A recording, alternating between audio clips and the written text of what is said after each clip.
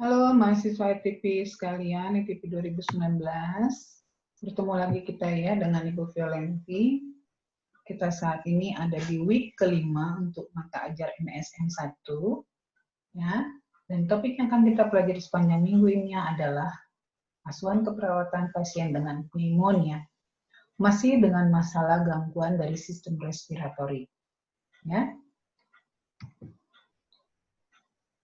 Ibu harap kalian sudah membaca learning objectives, sehingga itu akan membantu kalian memenuhi kewajiban apa yang kalian harus pelajari di topik ini. Ya. Nah, kenapa kita perlu pelajari tentang pneumonia ya sebagai background-nya ya? Pneumonia itu adalah masalah yang tersering ditemukan, ya, yang sering sekali ditemukan di rumah sakit, ya. Bisa karena kondisi pasiennya yang menurun, atau bisa karena intervensi, baik medis ataupun keperawatan, yang tidak maksimal atau tidak dijalankan dengan baik. Ya, salah satu contohnya pasien yang memang mengalami kelemahan untuk bisa bergerak ke kiri ke kanan, kita harusnya sudah punya protokol untuk itu, untuk pasien-pasien tidak mampu bergerak sendiri, kita punya aturan untuk membantu mengubah posisi setiap 2 jam, tapi kita tidak lakukan dengan benar. Ya, ini akan memungkinkan pasien kita masukkan dalam keadaan mengalami pneumonia, ya, karena statisnya cairan, ya. Kemudian hal ini juga berkaitan dengan angka yang menyebabkan keadaan sakit lebih parah sangat tinggi, ya, dan angka kematian juga sangat signifikan, ya, di seluruh dunia bahkan. Nah, kejadian pneumonia di Amerika dikatakan bahwa itu merupakan peringkat ke-6 penyebab kematian pada lansia yang berumur lebih dari 65 tahun di Amerika. Ya. Bagaimana dengan Indonesia? Mungkin angkanya bisa juga lebih besar. Ya.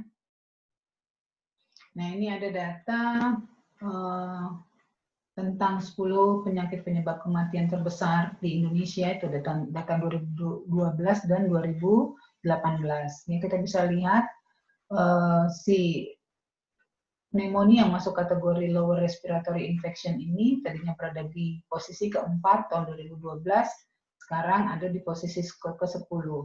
Namun dia masih tetap merupakan 10 penyakit terbesar yang menyebabkan angka kematian, ya. Sehingga ini perlu menjadi perhatian kita, ya, untuk bisa membantu meningkatkan status kesehatan pasien-pasien yang kita rawat sehingga tidak masuk dalam keadaan pneumonia, atau yang sudah pneumonia kita bisa bantu untuk bisa mencapai keadaan kesehatan yang optimal. Ini ada neraca yang menunjukkan kejadian pneumonia di Indonesia dari 2012 sampai 2014 ya, dan sekarang juga pasti akan naik apalagi ditambah dengan kasus COVID yang juga bisa berujung pada kasus pneumonia ya. Dan angkanya saja sudah banyak, yang angka kematian saja sudah banyak karena itu ya.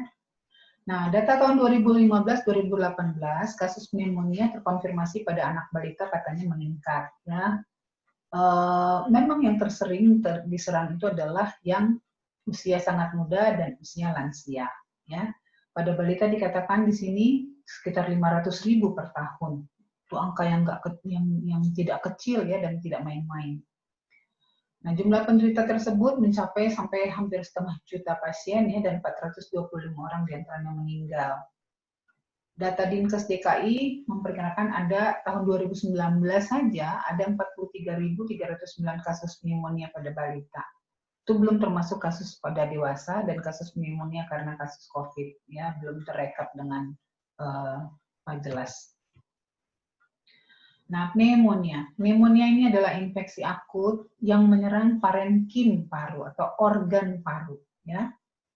Parenkim paru di badan parunya sendiri ya, yang di dalamnya adalah semua saluran nafas mulai dari bronki, bronchiolus dan alveolar ya, untuk sistem pernafasan.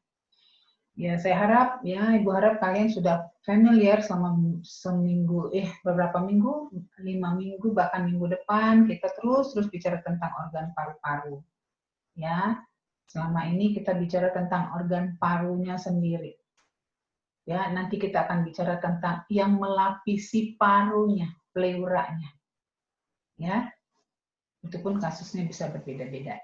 Ya, di sini kalian sudah bisa memahami betul bahwa dari mulai mulut, kemudian masuk ke trakea sebagai windpipe, ya, saluran pipa udara, kemudian bercabang menjadi bronki primer, kemudian bronki sekunder, tersier, baru nanti di ujungnya akan ada alveolar. Di sini terjadi pertukaran antara O2 dengan CO2 yang masuk ke pembuluh darah dan yang keluar dari tubuh untuk dikeluarkan, ya, dalam bentuk karbon dioksida. Ya, pahami betul pekerjaan paru-paru ini.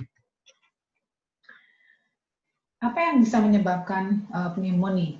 Yaitu adanya invasi kuman dari berbagai mikroorganisme seperti bakteri, mycobacteria, jamur, dan virus. Ya, keempat-empatnya ini bisa menyebabkan kategori pneumonia.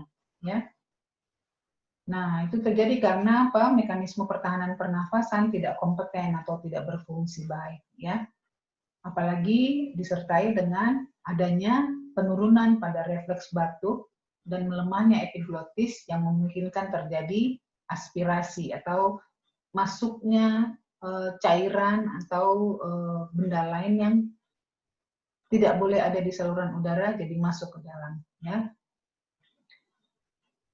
Kalian pasti pernah tersedak dan rasa tersedak itu sangat tidak nyaman. Apalagi kalau umpamanya pasiennya memang sudah tidak bisa mengontrol lagi ya karena kelemahan otot-otot lehernya. Ya. Nah, gangguan yang lain atau etiologi yang lain adalah adanya penurunan mekanisme mukosiliari. Ya. Silia itu adalah rambut-rambut getar yang ada di sepanjang saluran nafas itu yang berfungsi untuk mengeluarkan debris atau sampah-sampah yang masuk yang seharusnya tidak boleh ada di saluran pernafasan. Ya, kalau itu menurun fungsinya, berarti dia tidak bisa mendorong sampai ke keluar dalam bentuk aktivitas batuk, bersin, ya, yang ada dahak. Nah, kalau itu nggak keluar, berarti mereka akan tertahan di dalam dan mengakibatkan masalah baru. Ya, kalau di bakteri atau jamur dan segala macam bisa membuat berkembang biak kuman di sana. Ya, nah. Etiologinya yang bisa karena polusi, merokok sigaret atau tembakau, infeksi saluran nafas atas yang tidak tuntas dan akhirnya turun ke bagian lebih bawah, ya.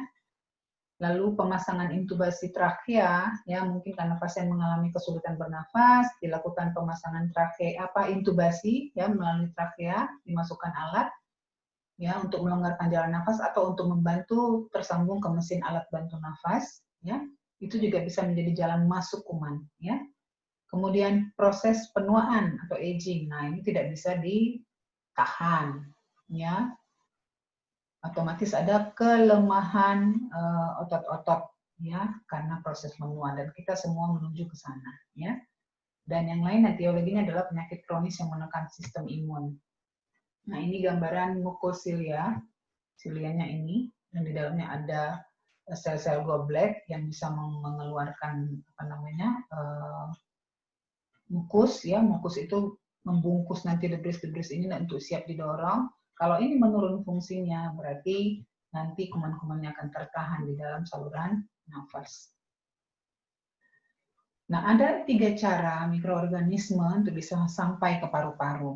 Ya, melalui aspirasi dari nasofaring atau orofaring, ya, aspirasi tersedak, jadi tertelan masuk ke dalam rongga nafas, atau terhirup mikroba yang ada di udara. Ya, itu sekarang itu seperti COVID lah. Makanya kita dianjurkan untuk memakai masker supaya mikrobanya itu, ya, si kuman itu tidak ikut, si virus itu tidak ikut masuk ke dalam, terhirup ke dalam saluran nafas. Ya, kita tahu sama-sama COVID dikatakan kalau di udara saja dia tidak mengenai apapun pasti akan mati karena dia sebenarnya bukan makhluk hidup yang sejati, dia perlu tempat untuk bisa bertahan. Ya, di mana? Ya di manusia, di saluran nafasnya.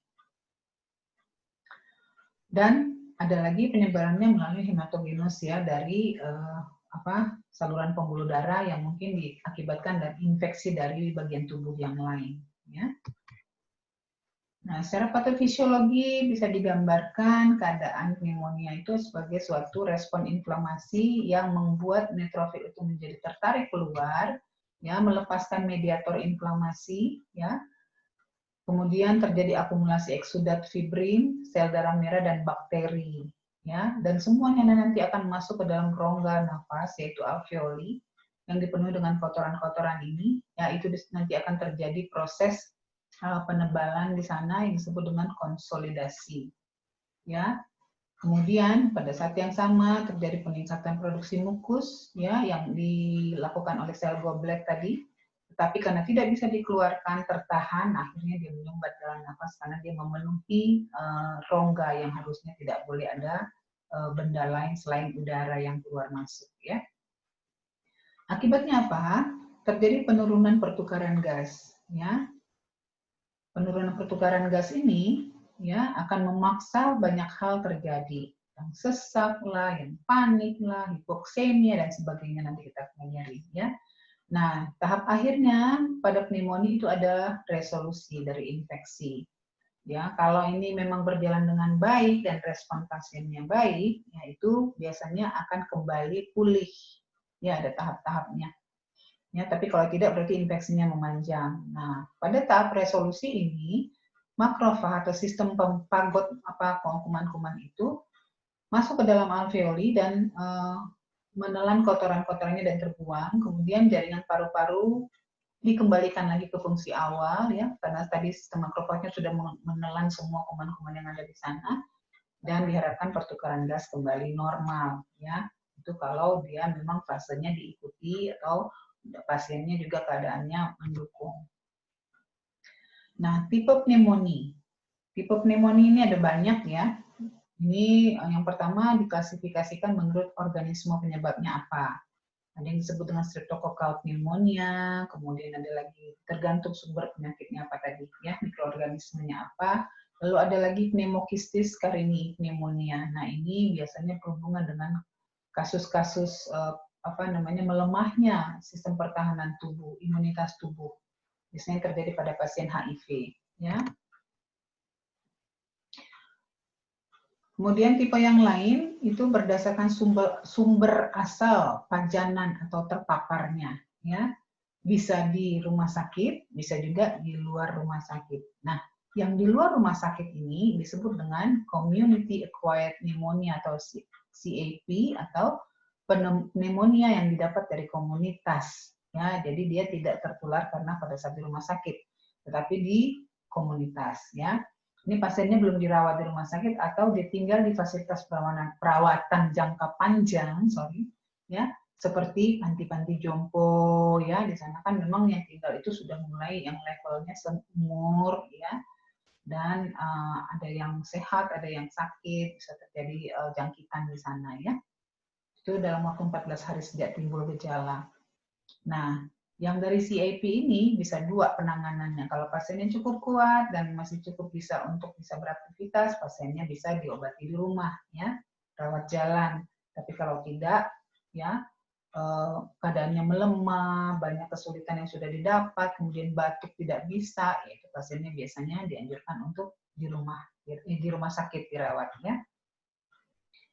Nah, kalau tadi di komunitas, ini di lingkungan rumah sakit, ya, Medical Care Associated Pneumonia atau MCAP, ya. Nah, ada istilah yang disebut dengan HAP atau Hospital Acquired Pneumonia. Ini adalah seseorang yang terjangkit pneumonia, ya, ketika dia sudah berada di rumah sakit, sudah masuk ke rumah sakit. Ya, biasanya terjadinya 48 jam atau lebih lama, ya. Dan biasanya tidak diinkubasi pada saat rawat inap, tidak ada perlakuan khusus, ya. Sering juga disebut sebagai nosocomial pneumonia. Nah, ketika muncul batuk-batuk, terus demam, kemudian apalagi sesak, ya, baru diperiksa, oh ternyata ada pneumonia, itu disebut nosocomial pneumonia. Nah, selain HAP, ada VAP atau ventilator acquired pneumonia. Ini biasanya pneumonia yang timbul akibat perlakuan ketika pasien itu dipasang intubasi, ya, dimasukkan alat untuk membantu membuka jalan nafas yang tersumbat, ya, bisa untuk membantu memberikan oksigen bantuan atau memang memasukkan menyambungkan ke alat bantu nafas yaitu mesin ventilator, ya. Dan ini terjadi lebih dari 48 jam setelah terjadi tindakan pemasangan intubasi endotrakeal, ya. Kemudian bisa juga terjadi di fasilitas perawatan jangka panjang, contoh di unit paliatif, di ICU, ya kalau di rumah sakit. Kemudian pasien-pasien yang bed rest lama, yang tidak bisa bergerak ke kiri ke kanan, ya, yang lansia-lansia, yang penurunan kesadaran, yang tidurnya selalu dalam posisi monoton, ya.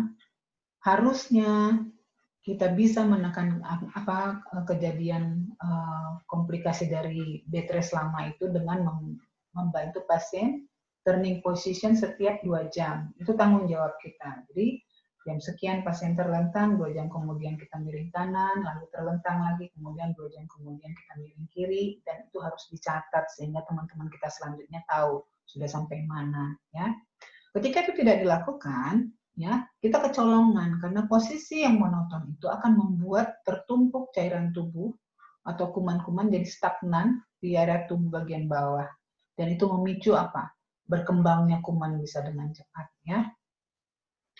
Lalu apa lagi yang bisa? Ya, ketika pasien menerima terapi antibiotik, kemoterapi atau perawatan luka, ya semua jalur-jalur yang masuk terbuka ke dalam tubuh, ya seperti ditusuk jarum melalui PV line, memasukkan cairan tertentu, itu bisa menjadi media untuk masuknya kuman. Ya, kemudian frekuensi dirawat di rumah sakit yang berulang atau bisa juga terjadi di klinik cuci darah, ya. Nah, yang repotnya ketika seorang pasien mengalami multi drug resistant, sama istilahnya dengan MDR-TB, ya. Sama di sini, kalau umpamanya pasiennya mengalami banyak obat-obat yang resisten, yang sudah tidak sensitif lagi, sudah kebal terhadap obat apapun, kuman tersebut menjadi berarti harus dibasmi, diatasi dengan obat yang lebih berat, lebih kompleks, dan biasanya jadi lebih mahal, dan itu merupakan masalah dalam penanganan baik di hospital maupun di community untuk penanganan pneumonia. Tipe pneumonia.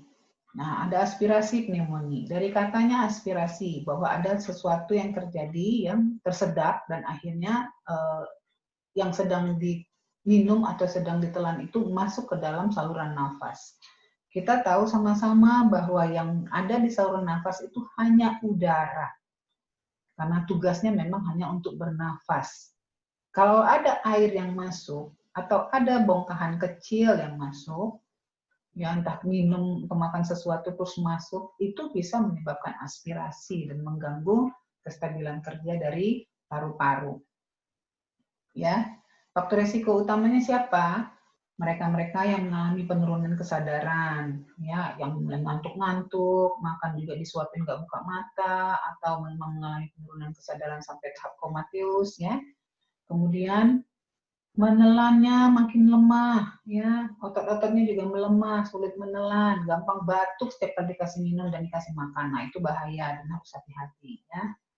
Lalu ketika kita memasukkan selang NGT atau intubasi selang nasogastrik, itu juga bisa jadi jalan masuknya kuman ke dalam, ya, karena dia berdekatan pada saat di trakea, dia bisa pindah ke saluran nafas kumannya. Nah, bahan material yang teraspirasi atau yang terhirup atau yang tertelan, tersedot, itu memicu adanya respon inflamasi, ya. Ini biasanya terjadi karena adanya infeksi bakteri primer. Ada lagi yang disebut dengan aspirasi isi asam lambung, ya. Kadang-kadang suka masuk gitu ya, kok aduh asam banget, nggak enak di paru-paru, ya. Dan biasanya ini hanya masalah mekanik dan dia disebut dengan pneumonitis kimia dan dia tidak menular, ya. Tipe yang lain adalah masalah pneumonia pada orang-orang yang mengalami imunokompromis, ya, penurunan fungsi kekebalan tubuh, ya, disebutnya dengan opportunistic pneumonia. Ya, ini opportunistic adalah di hari kedepannya dia akan makin sering mendapatkan dan makin berat, ya, akibat imun yang bermasalah. Siapa sih yang bisa mengalami opportunistic pneumonia ini? Mereka yang malnutrisi berat, ya, yang parah, makan susah, tidak makan, lansia kadang-kadang karena sensasi lidahnya sudah makin menurun, nggak tahu mana rasa enak, tidak enak, jadi dia kadang-kadang malas makan, tambah dia makin lemah, makin sulit untuk makan, aktivitas makan kan perlu tenaga, ya. Jadi akhirnya tidak ada lagi kalori yang masuk, protein yang masuk, ya. Jadi dia gampang mengalami penurunan keadaan. Lalu imun yang menurun, contohnya pada pasien HIV, ya. Kemudian pada pasien-pasien yang mengalami keganasan, mereka menjalani kemoterapi. Kemoterapi itu ditujukan untuk menembak sel target si kanker ini. Tetapi apa yang terjadi? Obat tersebut juga bisa merusak sel sehat di sekitarnya. Ya, jadi itu juga bisa menurunkan imun. Kemudian yang menjalani terapi kortikosteroid seperti orang asma, COPD, steroid jangka panjang itu, ya, untuk mengurangi inflamasi. Itu juga bisa merusak sistem metabolik, ya, dan bisa menurunkan keadaan imun tubuh. Itu tadi tipe. Sekarang stage-nya, perjalanan penyakitnya, ya, tahap-tahapnya. Ada 4 tahap. Tahap pertama disebut dengan fase konsolidasi. Itu terjadi 24 jam pertama setelah pasien terpapar dengan kumannya. Ya, apa yang terjadi? Terbentuk eksudat yang mengandung sel darah putih, ya, leukosit dan fibrin yang akhirnya turun masuk menempati rongga alveolar. Ya, bisa terjadi keadaan pleurisi, ya, radang yang mengenai pinggir garis selaput paru, ya. Gambarannya batuk, nafasnya sangat dalam, berat, ya. Kemudian stage 2 disebut dengan fase red hepatization atau hepatisasi kemerahan. Terjadi 2-3 hari setelah fase konsolidasi. Ya, sudah mulai masuk tahap yang namanya inflamasi di sana, nampak merah kalau umpamanya dilakukan endoskopi, ya, kemerahan. Kemudian kenapa? Karena terjadi peningkatan aliran darah menuju paru, ya. Terus pembuluh kapiler alveolar dipenuhi dengan darah dan eksudat fibrin, ya. Lalu fase yang ketiga, stage 3 disebut dengan gray hepatization atau hepatisasi kelabu. Terjadi 2-3 hari setelah fase red hepatization, ya. Paru-paru tampak berwarna kelabu atau bahkan kekuningan, sudah mulai mengalami separuh pembusukan, ya, sel darah merahnya sudah terurai. Kemudian eksudat yang menumpuk akhirnya meningkatkan tekanan kapiler pada paru, ya. Nah, stage 4 disebut fase resolution, ya. Seharusnya pada fase ini, ketika sudah melewati 3 fase sebelumnya, ini kembali ke fungsi awal, terjadi perbaikan.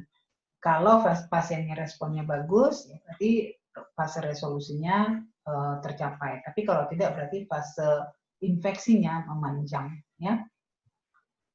Ini di sini terjadi sejumlah besar makrofag memasuki rongga alveolar, ya, dan menekan jumlah leukosit dengan cara memakannya, ya.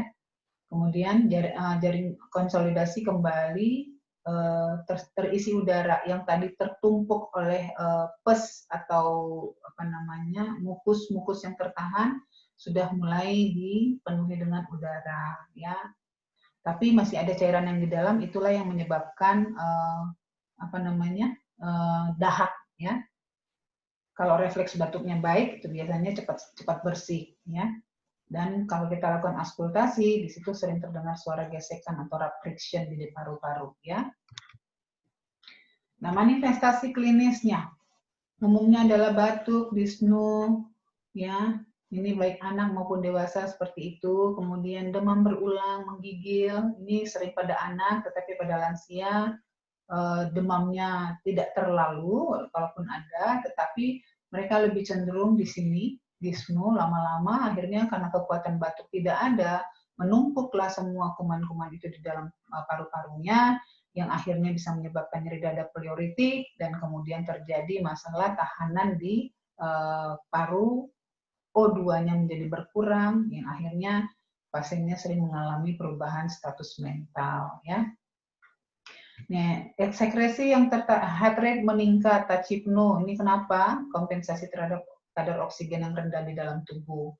Kemudian ini ada tahanan sekresi dan edema mukosa. Keadaan ini menyebabkan tersumbatnya sebagian bronkial dan alveolar, ya.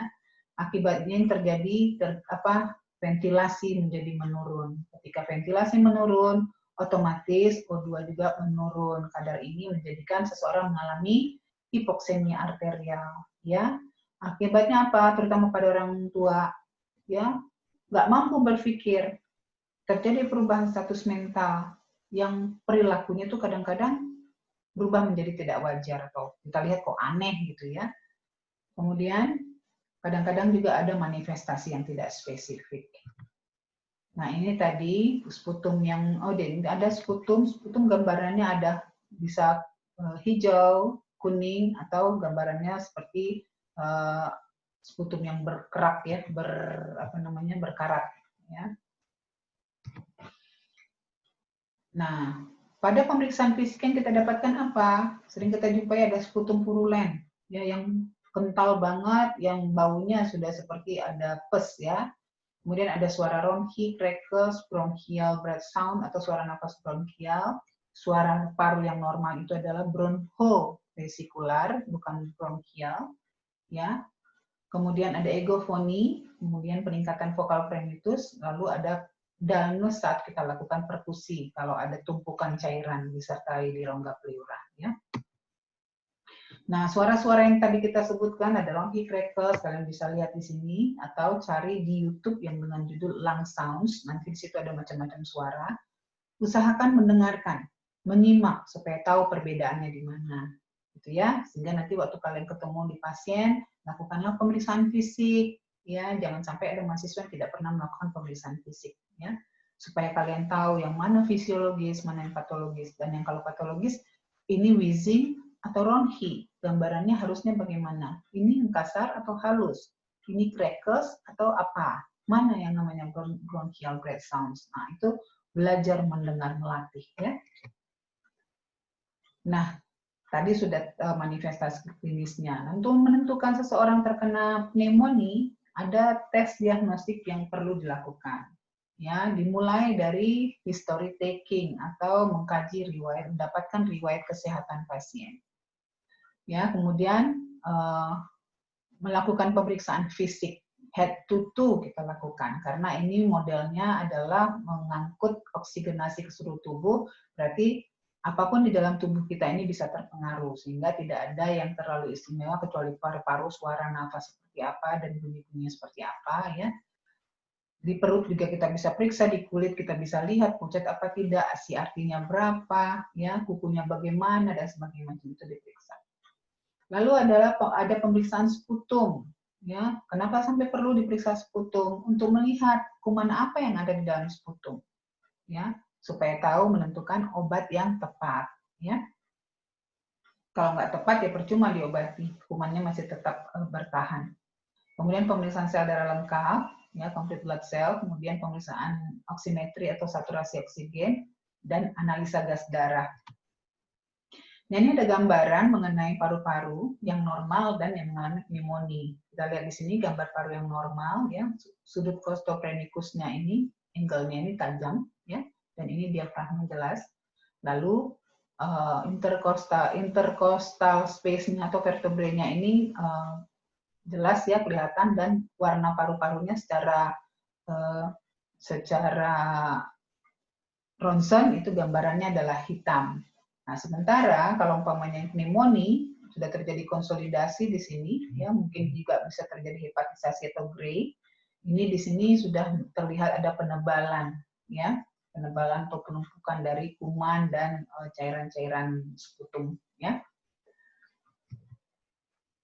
Kalian masih bisa cari lagi gambar-gambar yang lain supaya kalian bisa lebih belajar, ya.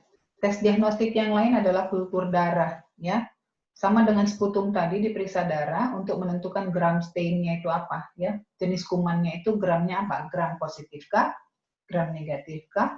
Ya, supaya obatnya pun sesuai. Kalau dia gram positif berarti obatnya juga untuk yang membunuh kuman gram positif. Jangan sampai salah dokternya, ya. Jelas-jelas hasil labnya adalah gram positif, tapi diberikan adalah gram negatif, ya. Berarti tidak akan bisa membunuh si kuman, gitu ya. Kemudian dilakukan torakosentesis bila perlu, yaitu mencoblos daerah paru, mengambil jaringannya atau cairannya untuk diperiksa. Ya. Kemudian ada bronkoskopi dengan pencucian. Nah, ini adalah pemeriksaan paru dengan cara endoskopi, ya. Tetapi dilaksanakan dengan cara ada dua nih. Bisa dia untuk diagnostik tes, diagnostik ketika dia hanya mengambil cairan dan memeriksakannya, dan ada pencucian atau bronchial washing atau bronchial toilet. Di sini mencuci paru-paru istilahnya, ya. Paru begitu masuk alatnya ke dalam, disemprotkan NaCl, normal salin, ke dalam paru-parunya, ke bronkialnya, bronchiolusnya, lalu pada saat yang nggak lama dilakukan suctioning atau penghisapan mukus. Lalu ada lagi pemeriksaan untuk tes diagnostik, yaitu CRP dan procalcitonin. Ini nilai-nilai biologis, marker biologis yang untuk melihat apakah memang ada kecenderungan sudah masuk ke area sepsis. Ya, sepsis itu artinya infeksi yang berat yang sudah menyebar ke seluruh tubuh melalui jalur darah. Ya. Nah, ini biasanya meningkat kalau dia memang sudah masuk ke dalam kategori sepsis. Kemudian periksa juga elektrolit, yaitu sodium dan klorida. Ya. Dilihat di situ apakah biasanya kenapa perlu diperiksa elektrolit? Biasanya karena pasien demam sering mengalami dehidrasi. Ya, dehidrasi ini akan memicu imbalance elektrolit. Ya, kalau tidak ditangani dengan baik akan ada komplikasi yang lebih berat lagi pada pasiennya. Ya. Kemudian bisa terjadi pleurisi, pleural effusion. Ya, pleuris itu adalah ada inflamasi pada batasan garis pleura di paru-paru. Kemudian pleural effusion seperti kita sebut tadi, ini akan jadi topik kita minggu depan, terjadi penumpukan cairan di ruang pleura. Kemudian atelektasis lung. Atelektasis itu artinya paru-parunya tidak mengembang. Dia mengempis, jadi seperti balon yang tadinya gede, akhirnya udaranya keluar menjadi kecil dan berkerut. Ya, itu jadi gagal mengembang dia, bocor paru-parunya. Kemudian bisa terjadi bakteriemia, itu artinya masuknya bakteri ke dalam seluruh sistem pembuluh darah, ya, dan ini bisa menyebabkan sepsis tadi. Lalu bisa juga terjadi empiema, penumpukan jaringan atau cairan-cairan yang sudah mati, yang nekrotik di ruang pleura yang isinya adalah pus, ya, atau nanah. Kemudian bisa juga komplikasinya kumannya bermigrasi ke beberapa tempat, yaitu ya jantung dan organ di otak, selaput otak. Ya, kalau terjadi itu berarti bisa membuat radang di lapisan yang mengelilingi jantung, perikardium, bisa juga ke selaput otak. Nah, sepsis itu tadi yang kita sebutkan. Sepsis itu biasanya kalau kita lihat hasil labnya, CRP-nya meningkat, procalcitonin-nya meningkat, sel darah putih juga untuk menentukan dia itu ada infeksi apa tidak meningkat. Bahkan normal dari WBC atau sel darah putih itu kan antara 5.000 sampai dengan 10 atau 11.000. Ada yang sampai 50.000, 60.000, ya, itu bisa terjadi, ya, kalau dia sudah sepsis berat. Kemudian terjadi gagal nafas dan pneumotoraks, ya, terkumpulnya udara di rongga pleura. Itu tadi, ya, tes diagnostik yang kita bisa periksa. Lalu collaborative care atau prevention-nya, pasiennya diapain ya untuk yang beresiko ini? Untuk kelompok orang yang beresiko mengalami pneumonia, dianjurkan untuk menjalani vaksin pneumokokal. Ya, jenis vaksin ini dianggap efisien 65-85% untuk menekan terjadinya pneumonia. Siapa yang beresiko yang perlu mendapatkan vaksin ini sudah ada tertulis dengan jelas, ya. Kalian baca di sini, ya. Kemudian yang lain adalah selain vaksin adalah memodifikasi faktor risiko pada host, ya. Mana yang masih bisa kita tekan, ya, kita lakukan modifikasi, ya, mungkin gaya hidup supaya tidak masuk ke dalam fase pneumonia. Nah, collaborative care yang lain adalah pemberian terapi antibiotik, ya. Nanti dokter akan menilai melalui hasil lab dan kita akan memberikan terapi antibiotiknya dengan jam-jam yang sudah ditentukan, ya. Lalu pengulangan X-ray, ya. Ini kadang-kadang memang perlu dilakukan beberapa kali thorax foto untuk melihat apakah memang masih ada yang namanya 4 stage tadi, ya. Konsolidasi, hepatisasi merah, hepatisasi kelabu, ya, apakah memang sudah mengalami resolusi yang akan dievaluasi melalui thorax foto yang berulang. Lalu ada terapi pendukung yang suportif, ya, oksigen itu untuk mengatasi hipoksemianya, Ya, itu juga akan dinilai nanti. Cukup nggak dengan pakai nasal kanul? Nasal kanul maksimum berapa liter, ya? Ataukah memang harus pakai sungkup? Atau harus pakai yang lain-lain, ya? RM, NRM, ya? Kemudian diberikan obat-obat simptomatik. Kalau dia nyeri dikasih obat nyeri, kalau dia panas dikasih obat panas, kalau mual dikasih obat mual, ya. Kemudian aktivitas dan istirahat yang cukup, ya, untuk mengembalikan, memulihkan energi. Lalu diberikan juga antiviral ya untuk pneumonia yang jenis influenza. Terapi obat, nih katakan seharusnya setelah diobati, diberi obat, menunjukkan perbaikan selama 3-5 hari. Kalau tidak berarti ada sesuatu yang tidak terdeteksi dengan baik sehingga infeksinya jadi memanjang. Ya. Biasanya pengobatannya untuk pneumonia ini dimulai dengan IV terapi, ya, disuntikkan atau dibuat drip melalui infus. Kalau sudah stabil, baru pasiennya diberikan obat oral. Ya.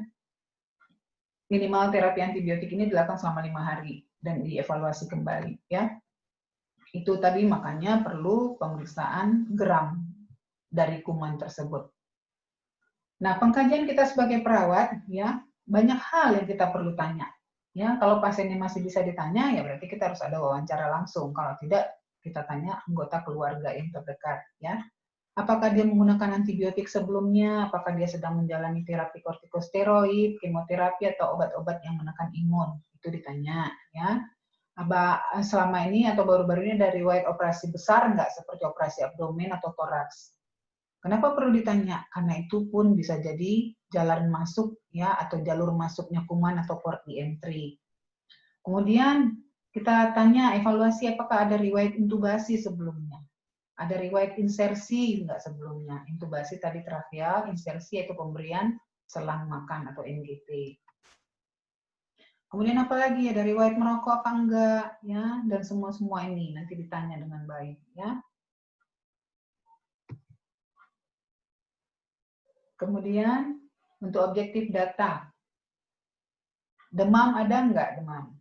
Ya, bagaimana sifat demamnya, naik turun, konsisten, ada letargi enggak sampai mengalami penurunan kesadaran? Ada enggak dia sampai rasa terlilit pada daerah yang terganggu? Ya, ada enggak dia tachypno? Ya, diperiksalah nafasnya, ya, didengarkan, gerakan dadanya diperhatikan, ya, simetris apa tidak? Ada enggak dia menggunakan otot-otot aksesorius, ya?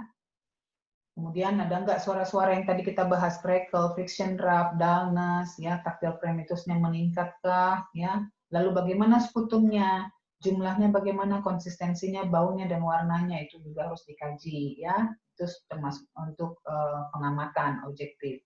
Lalu tachikardi ada enggak, ya. Jadi TTV kita harus betul-betul periksa, ya, tidak potong kompas, tapi betul-betul diperiksa 1 menit penuh. Lalu dilihat apakah memang ada perubahan status mental, ya, perubahan perilaku, perubahan kemampuan berpikir, kita tanya ngomongnya nggak nyambung, atau dia ngigo-ngigo sendiri, gitu ya. Itu termasuk salah satu masalah terjadinya gangguan pada lapisan otak, ya. Kemudian diagnosa keperawatan.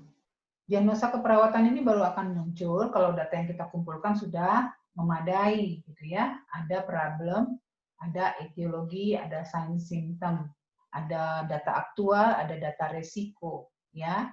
Nah, tugas kita adalah mengelompokkan data seperti yang sudah diajarkan waktu di asma dan di COPD, ya.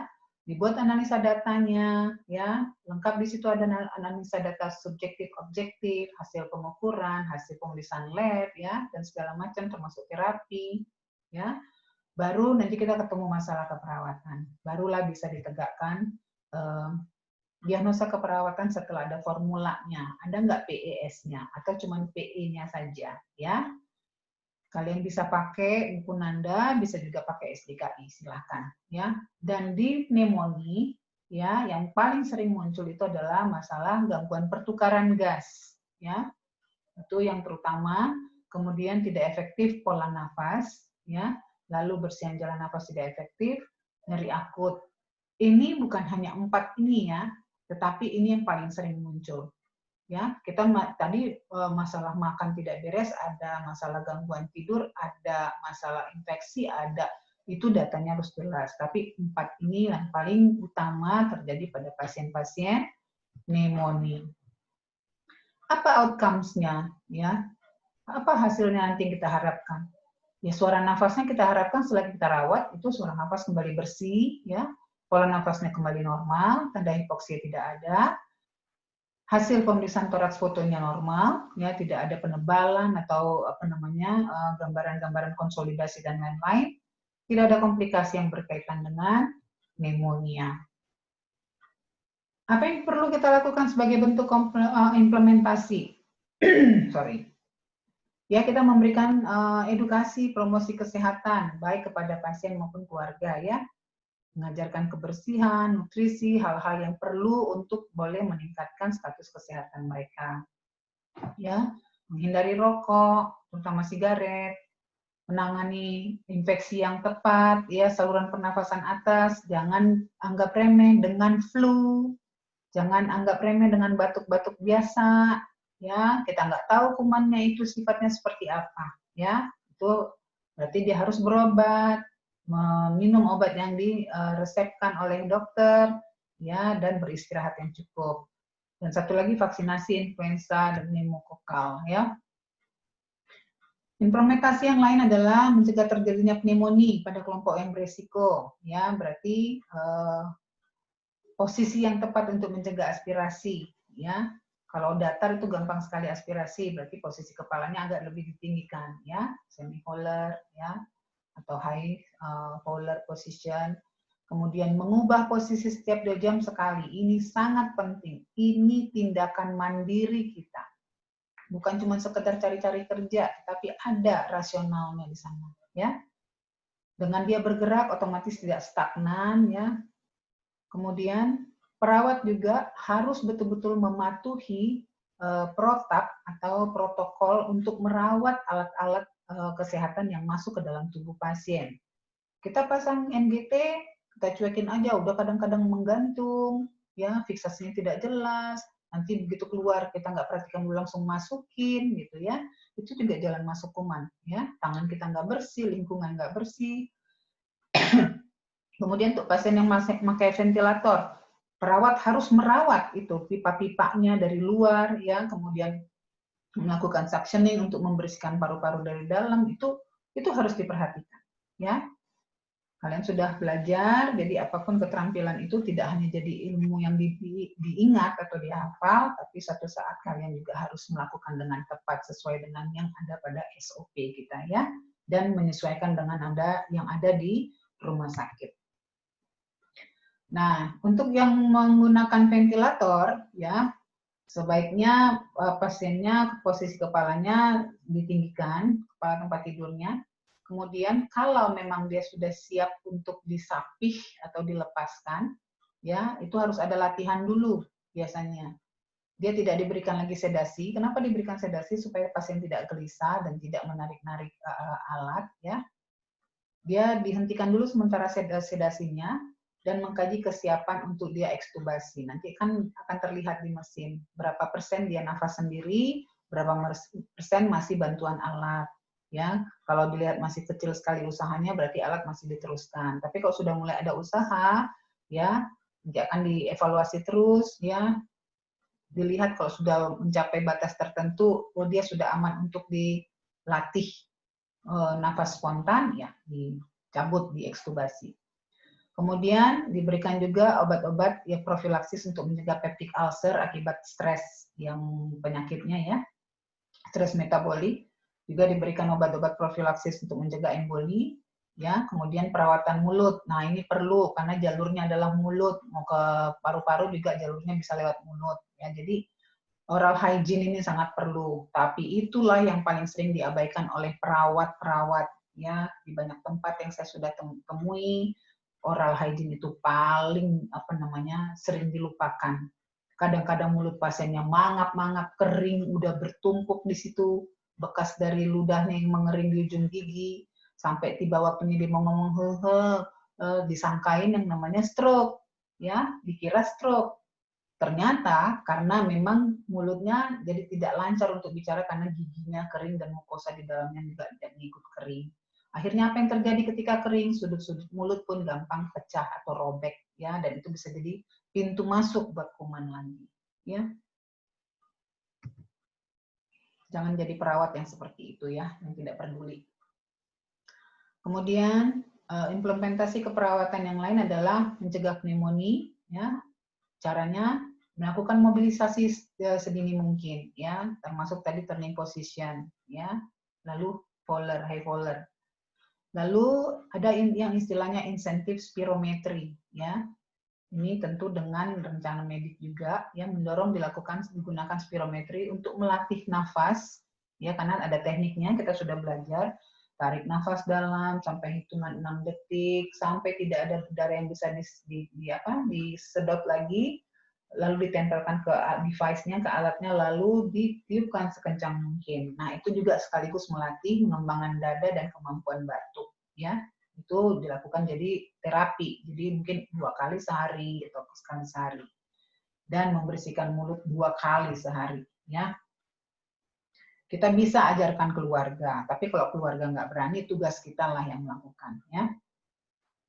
Kemudian apalagi, ya, manajemen nyeri, berarti kita harus kaji nyerinya. Teknik asepsis medis yang ketat, cuci tangan yang benar, penggunaan perawatan alat pernafasan, penghisapan SLAM, ya.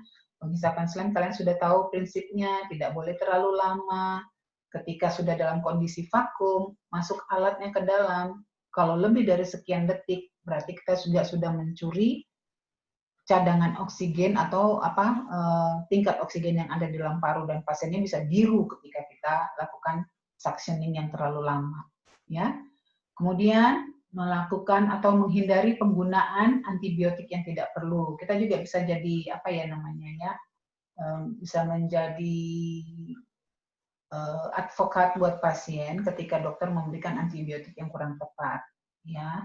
Kita harus kasih tahu, dok, ini pasiennya resistennya ini loh, ya, seperti yang tadi, ya.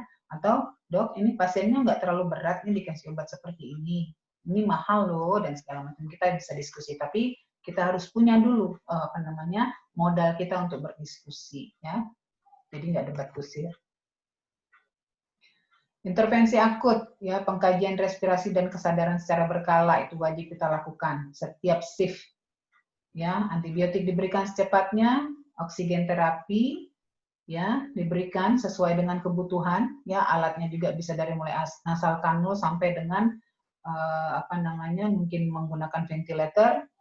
Hidrasi cairan yang cukup untuk mengencerkan sputum sehingga gampang dikeluarkan, ya, dan juga memenuhi kebutuhan cairan tubuh. Lalu dukungan nutrisi, ya, perlu yang cukup protein, cukup kaloris, sehingga bisa menggantikan sel-sel yang rusak dan memberikan energi, ya. Nah, edukasi untuk persiapan home care atau discharge planning, ya, kita tekankan bahwa butuh untuk minum dan mengkonsumsi obat dengan teratur, ya. Obat-obat yang biasanya diberikan untuk pneumonia, antibiotiknya adalah kelompoknya ini. Kemudian cukup istirahat, cukup hidrasi, kemudian hindari alkohol, merokok, kemudian diusahakan di rumah cukup lembab suhu ruangannya, jangan terlalu kering, ya. Kemudian karena terlalu kering cenderung lebih berdebu, ya.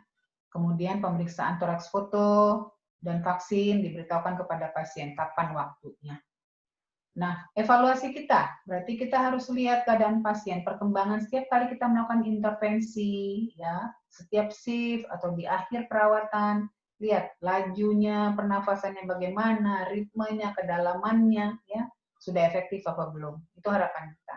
Paru-parunya sudah bersih apa belum, auskultasi dengan jelas, ya. Harapannya tidak ada terdengar suara nafas tambahan yang tidak normal. Lalu pasiennya melaporkan nyerinya sudah terkontrol atau jauh berkurang. Kemudian kalau kita periksa saturasi oksigennya itu lebih dari 95%, ya, itu minimalnya. Lalu saluran nafas bersih, bebas dari sputum.